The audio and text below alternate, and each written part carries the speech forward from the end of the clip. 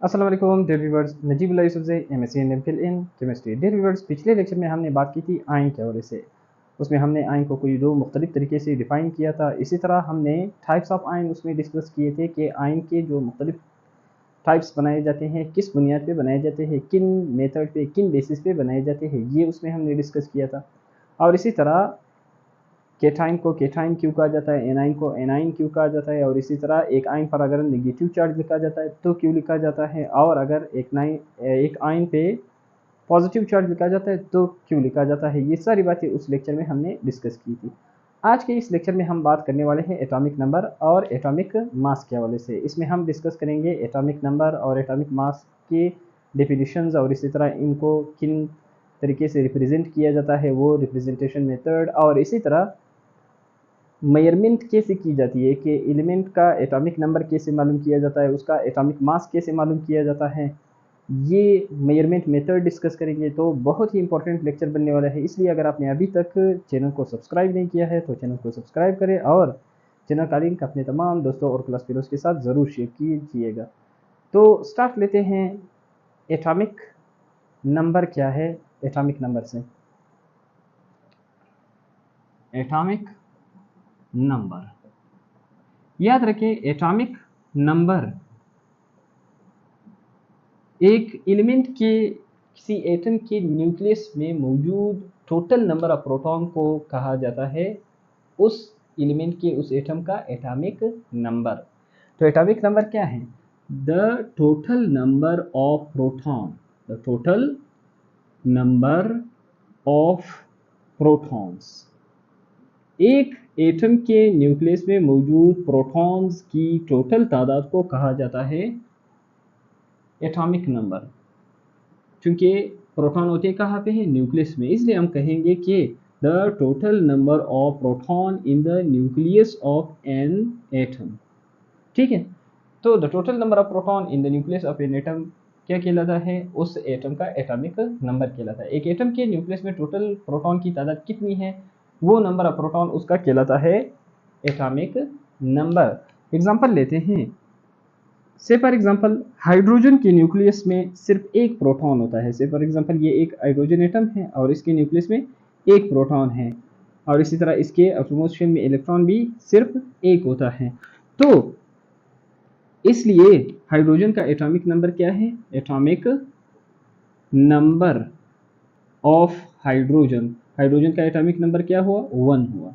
ठीक है, इसी तरह अगर हम कार्बन एलिमेंट की बात करें तो कार्बन के न्यूक्लियस में 6 प्रोटॉन होते हैं, इसलिए उसका एटॉमिक नंबर 6 है। इसी तरह अगर हम ऑक्सीजन की बात करें, ऑक्सीजन के न्यूक्लियस में 8 प्रोटॉन होते हैं, तो इसलिए उसका एटॉमिक नंबर 8 है। तो एटॉमिक नंबर क्या है? एक एटम के न्यूक्लियस में मौजूद प्रोटॉन की टोटल तादाद को कहा जाता है। से फॉर एग्जांपल हाइड्रोजन के न्यूक्लियस में एक प्रोटॉन है, तो इसलिए उसका एटॉमिक नंबर 1। और इसी तरह हीलियम के न्यूक्लियस में 2 प्रोटॉन है, इसलिए उसका एटॉमिक नंबर 2। इसी तरह लिथियम के न्यूक्लियस में 3 प्रोटॉन है, इसलिए उसका एटॉमिक नंबर 3। इसी तरह बेरिलियम के न्यूक्लियस में 4 प्रोटॉन है, इसलिए उसका एटॉमिक नंबर 4। इसी तरह बोरोन के न्यूक्लियस में 5 प्रोटॉन है, इसलिए उसका एटॉमिक नंबर 5। तो the total number of proton in the nucleus of an atom, एक एटम के न्यूक्लियस में प्रोटॉन की टोटल कितनी तादाद है, वो उसका एटॉमिक नंबर कहलाता है। अब डिनोट किस चीज से किया जाता है एटॉमिक नंबर को, या रिप्रेजेंट किस चीज से किया जाता है? डिनोटेड बाय, याद रखें एटॉमिक नंबर को हम कैपिटल Z से रिप्रेजेंट करते हैं। तो अगर ये लिखा हो कि the Z number of hydrogen is, इसका मतलब ये है कि ये पूछ रहा है कि हाइड्रोजन का एटॉमिक नंबर क्या है। The Z number of hydrogen is 1, उसका आंसर ये होगा। इसी तरह अगर लिखा हुआ हो कि the Z number of carbon is, तो वो कार्बन के एटॉमिक नंबर क्या वजह से पूछ रहा है, तो कार्बन का एटॉमिक नंबर कितना है? 6 है। तो एटॉमिक नंबर को हम कैपिटल Z से रिप्रेजेंट करते हैं।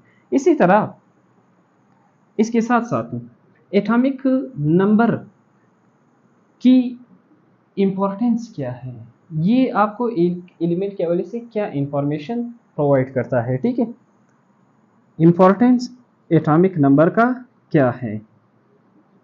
इंपॉर्टेंस याद रखिए एटॉमिक नंबर का पहला फ़ायदा ये है कि इससे आप दो मुख्तलिफ एलिमेंट के एटम्स के दरमियान फ़र्क निकाल सकते हैं, क्योंकि हर एलिमेंट का एटॉमिक नंबर दूसरे से अलग होता है। इसलिए ये एक एलिमेंट की क्या है, आइडेंटिटी है, identity of an element. Atomic number एक एलिमेंट का पहचान है। हम जैसे इंसानों को उनके नाम की मदद से, उनकी कास्ट या उनके फादर नेम वगैरह से पहचाना जाता है, या एक क्लास में मौजूद स्टूडेंट्स को उनके रोल नंबर की मदद से मालूम किया जाता है। बिल्कुल इसी तरह एक एटॉमिक नंबर एलिमेंट की आइडेंटिटी होता है। आप एक एलिमेंट को उसके एटॉमिक नंबर से ही पहचान सकते हैं। तो दो मुख्तलिफ एलिमेंट के दरमियान उनके एटॉमिक नंबर से ही फ़र्क निकाला जा सकता है, क्योंकि एटॉमिक मासेस दो एलिमेंट के सेम हो सकते हैं। दो एलिमेंट के किसी एटम्स की एटॉमिक मासेस सेम हो सकते हैं, लेकिन उनका एटॉमिक नंबर कभी भी सेम नहीं हो सकता। तो इसलिए ये एलिमेंट के एटम्स की क्या है, आइडेंटिटी है। इसकी मदद से आप दो एलिमेंट के दरमियान फ़र्क निकाल सकते हैं। दूसरा इसका इंपॉर्टेंस क्या है, इसकी मदद से आप एक एलिमेंट में, एक एलिमेंट के किसी न्यूट्रल एटम में इलेक्ट्रॉन कितने हैं ये मालूम कर सकते हैं।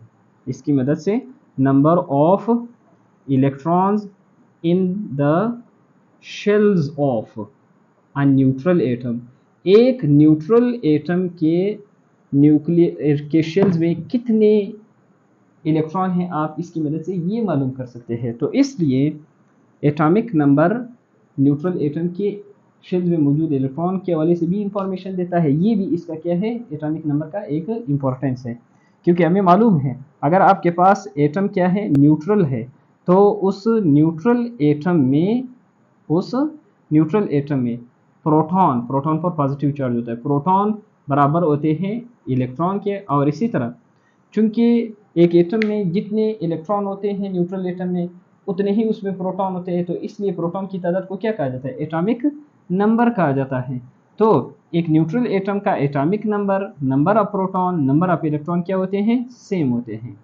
एटॉमिक नंबर को चूंकि हमने अभी यहाँ पे पढ़ा कि एटॉमिक नंबर को हम कैपिटल जी से रिप्रेजेंट करते हैं, तो एक न्यूट्रल एटम का नंबर ऑफ प्रोटॉन वैल्यू या जी वैल्यू, या इसी तरह एक न्यूट्रल एटम में नंबर ऑफ इलेक्ट्रॉन उनके प्रोटॉन के बराबर और उनके एटॉमिक नंबर के बराबर होते हैं।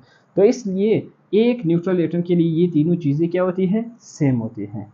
ठीक है। इसी तरह एक और इम्पोर्टेंस एटॉमिक नंबर का ये है कि आप इससे किसी एलिमेंट के, किसी एटम की केमिकल रिएक्टिविटी मालूम कर सकते हैं।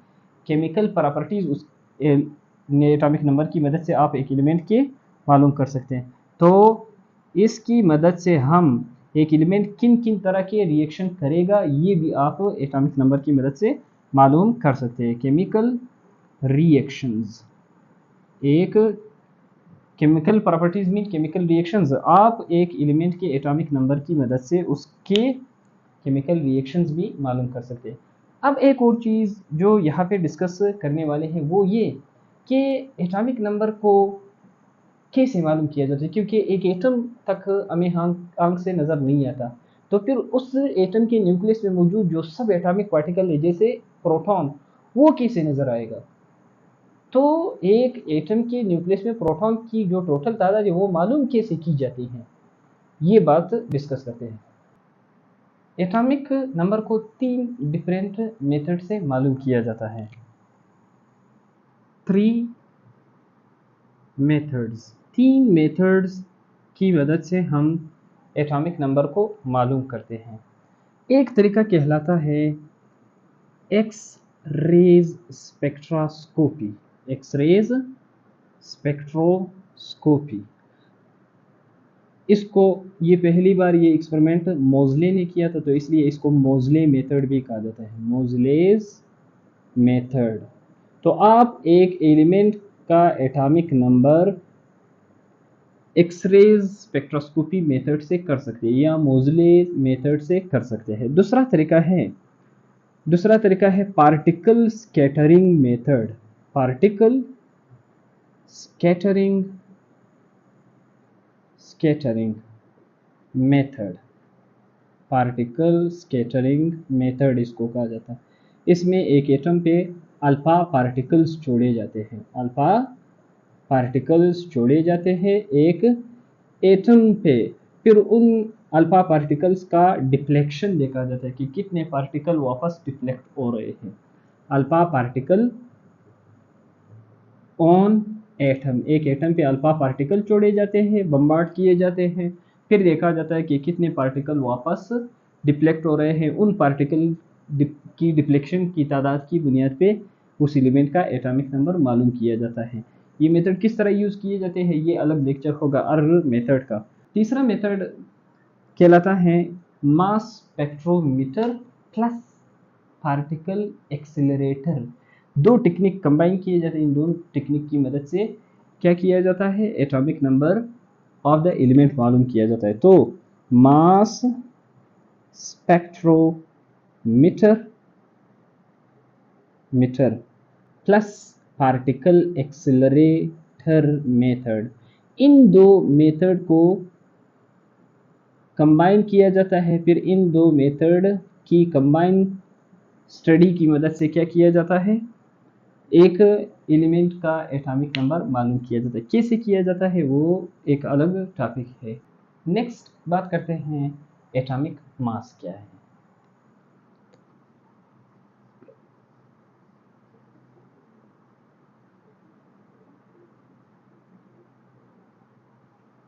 एटॉमिक मास को एटॉमिक वेट भी कहा जाता है। एटॉमिक वेट, तो एटॉमिक मास या एटॉमिक वेट क्या है ये मालूम करते हैं या ये स्टडी करते हैं। याद रखिए सबसे पहले एटॉमिक मास या एटॉमिक नंबर को, एटॉमिक मास या एटॉमिक वेट को डिफाइन कैसे किया जाता है।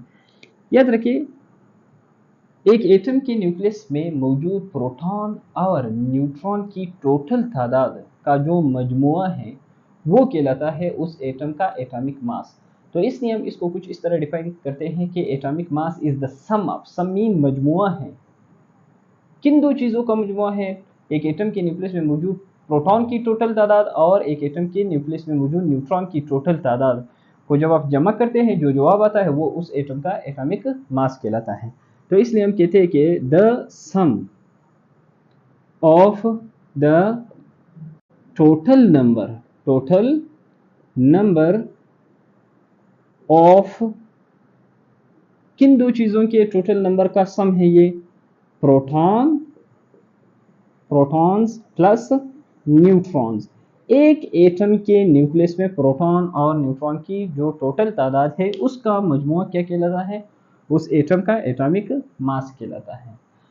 एग्जाम्पल लेते हैं एटॉमिक मास का।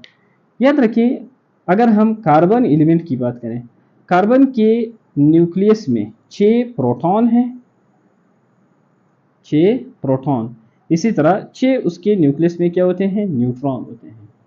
तो इसलिए हम कहते हैं कि कार्बन का एटॉमिक मास क्या है, 12 है, क्योंकि 6 + 6 क्या बनता है, 6 + 6 12 बनता है।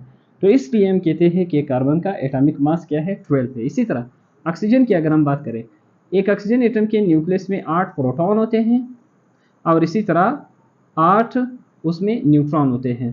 तो 8 + 8 बनता है 16। इसलिए हम कहते हैं कि एक ऑक्सीजन का एटॉमिक मास है 16। तो इसलिए हम कहते हैं कि the total number of proton and neutron in the nucleus of an atom is called atomic mass. याद रखिए ये न्यूट्रॉन पर कोई भी चार्ज नहीं होता, न्यूट्रॉन न्यूट्रल होता है, इसी वजह से इसको न्यूट्रॉन कहा जाता है। इस पर कोई भी चार्ज नहीं होता, मैंने गलती से प्लस साइन इसके ऊपर लिखा था, न्यूट्रॉन पर कोई भी चार्ज नहीं होता। तो न्यूट्रॉन न्यूट्रल होता है, चार्ज डिटेक्टर उसका कोई भी चार्ज नहीं बता रहा होता, ना नेगेटिव ना पॉजिटिव। तो इसलिए न्यूट्रॉन क्या है, न्यूट्रॉन को न्यूट्रॉन इसी वजह से कहा जाता है क्योंकि ये न्यूट्रल है। तो एक एटम के न्यूक्लियस में टोटल नंबर ऑफ प्रोटॉन और टोटल नंबर ऑफ न्यूट्रॉन को जब आप सम अप करते हैं, जमा करते हैं, जो जवाब आता है वो उसका एटॉमिक मास कहलाता है। अब जिस तरह हमने कहा था कि एटॉमिक नंबर कैपिटल जी से रिप्रेजेंट किया जाता है या डिनोट किया जाता है, तो एटॉमिक मास को किस चीज़ से डिनोट किया जाता है, डिनोटेड बाय कैपिटल ए। याद रखो एटॉमिक मास को कैपिटल ए से रिप्रेजेंट किया जाता है। इसलिए अगर आप अगर लिखा हुआ हो कि the A number of carbon is, तो उसका आंसर क्या होगा? अगर आपसे पूछा जाए कि what is the A number of carbon, इसका मतलब ये है कि कार्बन का एटॉमिक मास क्या है, क्योंकि ए, कैपिटल ए से हम एक एटम का एटॉमिक मास डिनोट करते हैं। तो इसलिए अगर ये लिखा हो कि the A number of carbon is, तो आप उसका आंसर लिख ले 12। इसी तरह अगर ये लिखा हुआ हो कि the A number of oxygen is, तो आप उसका आंसर लिख ले 16, क्योंकि ऑक्सीजन का एटॉमिक मास क्या है? 16 है। तो इसलिए हम कहते हैं कि एक एटम के न्यूक्लियस में प्रोटॉन और न्यूट्रॉन की टोटल तादाद को का जो मजमुआ है वो कहलाता है एटॉमिक मास, और एटॉमिक मास को डिनोट किया जाता है कैपिटल ए से। अब एक और चीज़ की तरफ आते हैं, एटॉमिक मास को मेजर किन तरीकों से किया जाता है? क्यों? क्योंकि एक एटम आंख से नज़र तक नहीं आता, तो फिर उसके न्यूक्लियस में मौजूद प्रोटॉन और न्यूट्रॉन जो कि सब एटॉमिक पार्टिकल है, जो कि एटम से कई गुना छोटे हैं, फिर वो चीज़ें कैसे नज़र आते हैं या उन चीज़ों को कैसे मालूम किया जाता है, उनकी तादाद कैसे मालूम की जाती है? तो next, measurement of the atomic mass, atomic mass कैसे मालूम किया जाता है, किन मेथड से किया जाता है? मेजरमेंट या measurement of the atomic mass, atomic mass को कैसे मेजर किया जाता है, कैसे मालूम किया जाता है, एटॉमिक मास को कैसे मापा जाता है, कैसे मालूम किया जाता है? ठीक है, तो याद रखिए दो डिफरेंट मेथड हम एटॉमिक मास को मेजर करने के लिए यूज़ करते हैं। टू मेथड, जिस तरह एटॉमिक नंबर को मेजर करने के लिए 3 मेथड यूज़ किए जाते हैं, इसको मेजर करने के लिए 2 मेथड्स यूज़ किए जाते हैं। कौन से 2 मेथड्स हम एटॉमिक मास को मेजर करने के लिए यूज़ करते हैं? उसमें से एक है मास स्पेक्ट्रोस्कोपी की मदद से। मास स्पेक्ट्रोस्कोपी एक टेक्निक है, उस टेक्निक की मदद से मास स्पेक्ट्रोस्कोपी।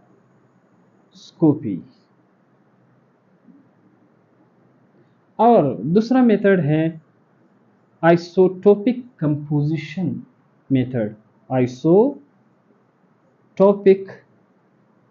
Composition method. इसमें हम ये देखते हैं कि एक एलिमेंट के कितने आइसोटोप हैं और कौन सा आइसोटोप नेचर में कितना पाया जाता है या आपके इन्वायरमेंट में कितना मिलता है, उसका परसेंटेज और उसका मास मल्टीप्लाई किया जाता है सारे आइसोटोप के मासेस और उनका अबंडेंस, यानी आपके इन्वायरमेंट में पाया कितने जाता है, हर आइसोटोप और उसका अबंडेंस पहले मल्टीप्लाई किया जाता है, फिर सबके मासेस और अबंडेंस को मल्टीप्लाई करने के बाद फिर उनको सम अप किया जाता है, फिर 100 से सबके आंसर को डिवाइड किया जाता है। इस तरह हमें एक एटम का आइसोटोपिक कंपोजिशन की मदद से मास मालूम हो जाता है। ठीक है, तो दो तरीके से हम एक एटम का एटॉमिक मास मालूम कर सकते हैं, एक मास स्पेक्ट्रोस्कोपी इस टेक्निक की मदद से, दूसरा आइसोटोपिक कंपोजिशन की मदद से। तो अगर आपसे कोई पूछे कि एक एटम का एटॉमिक मास कैसे मालूम किया गया है, कैसे एक एटम के न्यूक्लियस में total number of proton plus total number of neutron मालूम किए जाते हैं, और चूँकि ये सब एटॉमिक पार्टिकल है, एटम भी आंख से नज़र नहीं आता, तो उसके सब एटॉमिक पार्टिकल फिर कैसे उसके न्यूक्लियस में मालूम किए गए, तो इन टेक्निक का यूज़ करते हुए एक एटम का एटॉमिक मास मालूम किया जाता है। कैसे किया जाता है वो फिर अलग एक टॉपिक होगा, फिलहाल आप ये याद रखें, अगर कोई पूछे कि कैसे मालूम किया गया तो आप उनको जवाब दो कि 2 मेथड इसके लिए यूज़ किए जाते हैं, एक मास स्पेक्ट्रोस्कोपी, दूसरा आइसोटोपिक कंपोजिशन। अब चूंकि हम 2 डिफरेंट मेथड यूज़ करते हैं एक एटम के एटॉमिक मास को मेजर करने के लिए, तो इसलिए फिर हम इन 2 मेथड की मदद से मास के टाइप्स बना सकते हैं, एक एटम के मास के टाइप्स बना सकते हैं। तो इसलिए नेक्स्ट बात करते हैं types of atomic mass. Types of atomic weight या एटॉमिक मास। एटॉमिक मास के कितने टाइप्स हैं, एटॉमिक मास को कितने टाइप में क्लासिफाई कर सकते हैं? याद रखें, यहाँ पे हम एटम के एटॉमिक मास को क्लासिफाई कर रहे हैं या एलिमेंट के एटॉमिक मासेस को मुख्तलिफ टाइप में क्लासिफाई कर रहे हैं, किस बुनियाद पे कर रहे हैं? हालांकि मास तो एक एटम का सेम ही होता है, उसमें कोई फर्क तो नहीं होता, लेकिन जिन मेथड की मदद से किया जाता है उन मेथड की बुनियाद पे फिर हम एटॉमिक मास को 2 डिफरेंट टाइप में क्लासिफाई कर सकते हैं। तो on the basis of measuring method, जिन मेथड की मदद से एटॉमिक मास मालूम किया जाता है उन मेथड की मदद से हम एटॉमिक मास को दो डिफरेंट टाइप में क्लासिफाई कर सकते हैं। तो on the basis of measuring method या मेथड्स ऑफ मेजरिंग मेथड या मेथड्स ऑफ मेजरमेंट की बुनियाद पे हम एटॉमिक मास को दो टाइप में क्लासिफाई करते हैं। कितने टाइप में? इनटू टू टाइप्स, दो टाइप्स में। कौन से दो टाइप में हम एटम के एटॉमिक मास को क्लासिफाई करते हैं? याद रखें,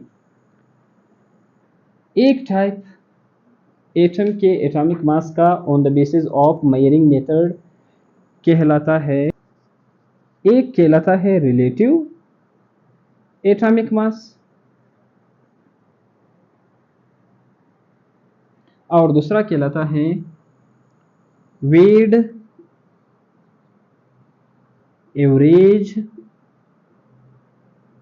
एटॉमिक मास। एक रिलेटिव एटॉमिक मास, दूसरा वेट एवरेज एटॉमिक मास। तो सबसे पहले बात करते हैं रिलेटिव एटॉमिक मास। एक एटम का कौन सा मास कहलाता है? ये किस मेथड की मदद से? मास स्पेक्ट्रोस्कोपी टेक्निक की मदद से मालूम किया जाता है, क्योंकि हमने कहा था कि हम दो टाइप बनाएंगे on the basis of measuring method. तो ये जो टाइप बनाया गया है ये इस मेथड की बुनियाद पे बनाया गया है। अब इस मेथड में हम क्या करते हैं? इस मेथड में हम एक एलिमेंट जिसका मास अननोन होता है उसके मास को कंपेयर करते हैं कार्बन के लाइट आइसोटोप के मास के साथ। कार्बन का लाइट आइसोटोप यानी वो आइसोटोप कार्बन का जिसका मास कार्बन के तमाम आइसोटोप से क्या होता है? कम होता है। से फॉर एग्जांपल कार्बन के तीन आइसोटोप है, कार्बन 12, कार्बन 13, कार्बन 14। अब आइसोटोप क्या है? इंशाल्लाह नेक्स्ट लेक्चर क्या होगा, आइसोटोप्स के हवाले से होगा। आइसोटोप एक ही एलिमेंट के वो एटम जिनका एटॉमिक नंबर सेम होता है लेकिन एटॉमिक मासेस डिफरेंट होते हैं, वो एटम एक दूसरे के आइसोटोप्स कहलाते हैं। आइसोटोप नेक्स्ट लेक्चर होगा। तो मास स्पेक्ट्रोस्कोपी में की मदद से जो रिलेटिव एटॉमिक मास एक एटम का मालूम किया जाता है, इस मेथड में हम एक एलिमेंट जिनका एटॉमिक मास अननोन होता है उसके मास को कंपेयर करते हैं कार्बन 12 के लाइट आइसोटोप के मास के साथ, कार्बन के लाइट आइसोटोप के मास के साथ, यानी कार्बन 12 के मास के साथ उसको कंपेयर करते हैं। तो यहाँ पे हम क्या करते हैं? इसलिए हम इसको इस तरह डिफाइन कर सकते हैं कि the mass of an element which is determined by comparing its mass with the mass of the light isotope of carbon 12। एक एलिमेंट के एटम का वो मास जो कार्बन 12 के मास के साथ कंपेयर करके मालूम किया जाता है, वो मास उसका रिलेटिव एटॉमिक मास कहलाता है। तो the mass of an element, एक एलिमेंट का वो मास विच इज डिटरमिन्ड, जो मालूम किया जाता है। कैसे मालूम किया जाता है? By comparing its mass with the mass of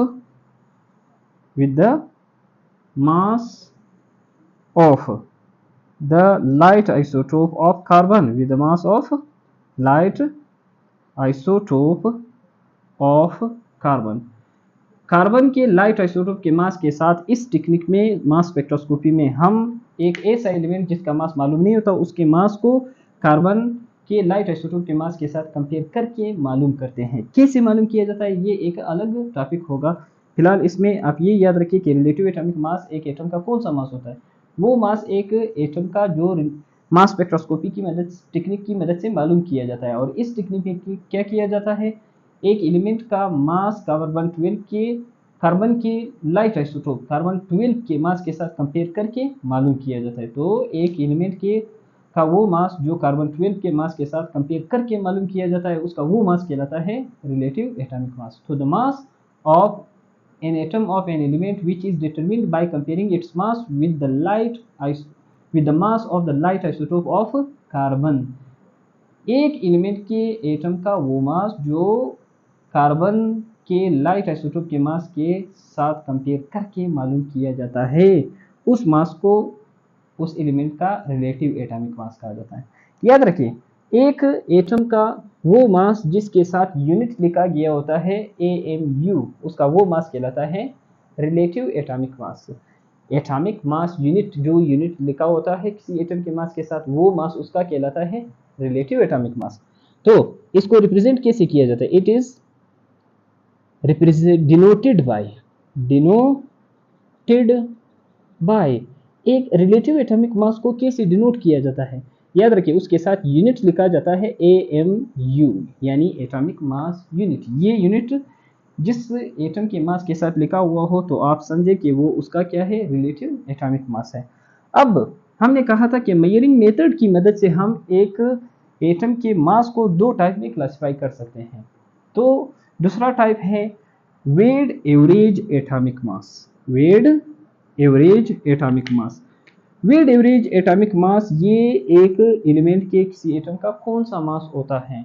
याद रखिए, इस वेट एवरेज एटॉमिक मास को हम परसेंट अबंडेंस मास भी कहते हैं। परसेंट अबंडेंस मास भी कहते हैं, ठीक है। तो इसलिए अगर ये पूछा गया what is weight average atomic mass of an element या what is percent abundance mass of an element, तो दोनों का आंसर सेम ही है, क्योंकि वेट एवरेज एटॉमिक मास को परसेंट अबंडेंस एटॉमिक मास भी कहा जाता है। तो परसेंट अबंडेंस एटॉमिक मास हम कैसे मालूम करते हैं? या वेट एवरेज एटॉमिक मास या average atomic mass, average atomic mass, A से किस चीज को रिप्रेजेंट किया जाता है? एटॉमिक मास को रिप्रेजेंट किया जाता है। और यहाँ पे एवरेज लिखा हुआ है तो weight average atomic mass. Weight average atomic mass एक एलिमेंट का कैसे मालूम किया जाता है? याद रखें, इसमें हम सबसे पहले एक एलिमेंट के कितने आइसोटोप्स हैं ये मालूम करते हैं, फिर हर आइसोटोप नेचर में कितना परसेंट पाया जाता है, ठीक है। जैसे अगर हम बात करें क्लोरीन, क्लोरीन के वैसे दो आइसोटोप हैं, एक क्लोरीन 35, एक क्लोरीन 37, दो आइसोटोप है क्लोरीन के। दोनों का एटॉमिक नंबर चूंकि सेम है और एटॉमिक मासेस डिफरेंट है, तो एक ही एलिमेंट के वो एटम जिनका एटॉमिक नंबर सेम होता है और एटॉमिक मासेस डिफरेंट होते हैं, वो एक दूसरे के आइसोटोप कहलाते हैं। तो क्लोरीन के दो आइसोटोप है, एक क्लोरीन 35, एक क्लोरीन 37। सबसे पहले इस मेथड में हम एक एलिमेंट के आइसोटोप मालूम करते हैं, फिर हर आइसोटोप नेचर में कितने परसेंट पाया जाता है। अगर आप एक एलिमेंट डिस्कवर करते हैं, कहीं से कलेक्ट करते हैं, तो फिर उस मास में जो आपने कलेक्ट किया हो उसमें कितना परसेंट एक आइसोटोप होगा, कितना परसेंट दूसरा आइसोटोप होगा। तो आप उस परसेंटेज को उस एलिमेंट का या उस आइसोटोप का अबंडेंस कहा जाता है।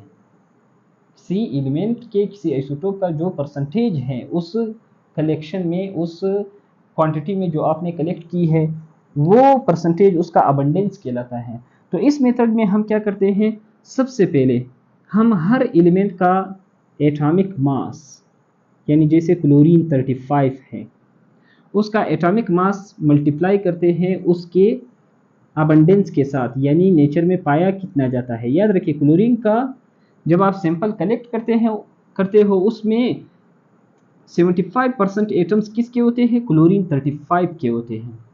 प्लस फिर करना है किसके साथ? क्लोरीन का जो दूसरा आइसोटोप है जिसका मास है 37, क्लोरीन 37, और इसका अबंडेंस कितना होता है? जो सैंपल आपने कलेक्ट किया होता है उसमें क्लोरीन 37 के एटम कितने होते हैं? 25% होते हैं। तो सबसे पहले इस मेथड में हम क्या करते हैं, एक एलिमेंट के आइसोटोप मालूम करते हैं, फिर हर आइसोटोप नेचर में पाया कितना जाता है, यानी उसका अबंडेंस कितना है ये मालूम करते हैं, फिर उसका एटॉमिक मास और उसका अबंडेंस आपस में मल्टीप्लाई करते हैं हर आइसोटोप का, फिर अबंडेंस और एटॉमिक मास मल्टीप्लाई करने के बाद फिर उनको सम अप करते हैं। सम अप करने के बाद उनका जो आंसर आता है उस आंसर को डिवाइड करते हैं किसकी मदद से? 100 से। तो फिर जो आंसर आता है वो आंसर उसका वेट एवरेज एटॉमिक मास या परसेंट अबंडेंस एटॉमिक मास। तो याद रखें, सबसे पहले एटॉमिक मास और हर आइसोटोप का अबंडेंस, और इसी तरह फिर सबको क्या करना है, इस साइन को समेशन साइन कहा जाता है, फिर इनके आंसर को फिर क्या करेंगे, जमा करेंगे, जमा करने के बाद फिर उसको 100 से डिवाइड करेंगे, फिर जो आंसर आएगा वो कहलाएगा परसेंट अबंडेंस मास अब इसी वजह से क्लोरीन का जो मास है वो है 35.5 AMU, ये हम अक्सर लिखते हैं, ठीक है। अब इसी वजह से चूंकि परसेंट अबंडेंस मास एक एलिमेंट का उसके मुख्तलिफ आइसोटोप के मासेज और उनके अबंडेंस को पहले मल्टीप्लाई किया जाता है, फिर उनको सम अप किया जाता है, फिर 100 से डिवाइड किया जाता है। इसी वजह से आंसर फ्रैक्शन आ रहा होता है। फ्रैक्शनल आंसर अगर कोई आपसे कहे क्यों आ रहा होता है, क्योंकि न तो प्रोटॉन हाफ होता है न न्यूट्रॉन हाफ होता है, फिर मास क्यों फ्रैक्शन में आ रहा है, यानी पॉइंट में क्यों आ रहा है मास, एग्जैक्ट वैल्यू क्यों नहीं आ रहा। तो आप कहो कि ये जब परसेंट अबंडेंस मास या weight average atomic mass calculate किया जाता है तो उसमें मुख्तलिफ उस एलिमेंट के मुख्तलिफ आइसोटोप्स के अबंडेंस को पहले एक दूसरे के साथ मल्टीप्लाई किया जाता है, फिर सम किया जाता है, फिर उस समेशन को डिवाइड किया जाता है 100 से। इस वजह से आंसर क्या आ जाता है, आंसर फ्रैक्शन में या डेसिमल नंबर में आ जाता है, ठीक है। तो ये उसका आंसर होगा, ठीक है। याद रखिए, अगर कोई आपसे पूछे कि एक एलिमेंट पीरियडिक टेबल में एक एलिमेंट के सिंबल के साथ जो मास लिखा गया होता है वो उसका कौन सा मास है, याद रखिए वो उसका परसेंट अबंडेंस मास होता है। से फॉर एग्जांपल अगर आप पीरियडिक टेबल में देखेंगे तो पीरियडिक टेबल में हाइड्रोजन के नीचे यहाँ पे सिंबल के बिल्कुल यहाँ नीचे लिखा होता है 1.008 AMU। अब से फॉर एग्जांपल हमें ये मालूम है कि हाइड्रोजन के प्रोटियम आइसोटोप में सिर्फ एक प्रोटॉन होता है, फिर ये जो 1.008 ये क्यों आ रहा है, क्योंकि ये हाइड्रोजन का परसेंट अबंडेंस या वेट एवरेज एटॉमिक मास है, ठीक है, जो हाइड्रोजन के तीनों आइसोटोप के मासेस और उनके अबंडेंस को मल्टीप्लाई करके फिर सम करके फिर 100 पे डिवाइड करके निकाला गया है ये वैल्यू। इसी तरह अगर कोई आपसे पूछे कि कार्बन का मास पीरियडिक टेबल में उसके सिंबल के नीचे 12.001 क्यों लिखा गया, 12.01 क्यों लिखा गया होता है, तो आप उनको जवाब देना कि चूंकि ये कार्बन के तीनों आइसोटोप्स के मासेस और परसेंट अबंडेंस को मल्टीप्लाई करने के बाद फिर उनको सम करने के बाद फिर आंसर को 100 से डिवाइड करने के बाद ये वैल्यू निकाली गई है, इसलिए ये वैल्यू पॉइंट में आ रही है, एग्जैक्ट वैल्यू नहीं आ रही। तो एक एलिमेंट के सिंबल के साथ आप सिंपली परसेंट अबंडेंस या वेट एवरेज एटॉमिक मास को इस तरह भी डिफाइन कर सकते हैं कि एक एटम का वो मास जो पीरियडिक टेबल में उसके सिंबल के नीचे लिखा गया होता है वो उसका परसेंट अबंडेंस मास या वेट एवरेज एटॉमिक मास कहलाता है। तो नेक्स्ट लेक्चर होगा आइसोटोप्स के हवाले से, लाजिमन देखिएगा। और अगर आपको ये लेक्चर पसंद आए हैं तो लाजिमन चैनल को सब्सक्राइब करें और चैनल का लिंक अपने तमाम दोस्तों और क्लास फेलोज के साथ ज़रूर शेयर कीजिएगा। Thank you.